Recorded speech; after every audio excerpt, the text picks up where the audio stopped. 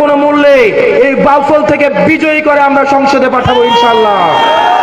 ও ইনকিলাব ইনকিলাব, আপোষ না সংগ্রাম, ইনকিলাব ইনকিলাব।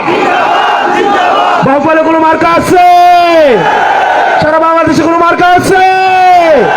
এই সংসদে কোনো মার্কা আছে? ওই সেই মার্কা আর জোরে সংসদে এ বাজাবে সরকারে আর জোরে সামনে থেকে সংসদে সরকারে। আর দেবিদ্বারে আবার কোন মার্কা? দেবিদ্বারে কোন মার্কা? দেবিদ্বারে কোন মার্কা? দেবিদ্বারের মার্কা আছে, সারা বাংলাদেশের মার্কা আছে।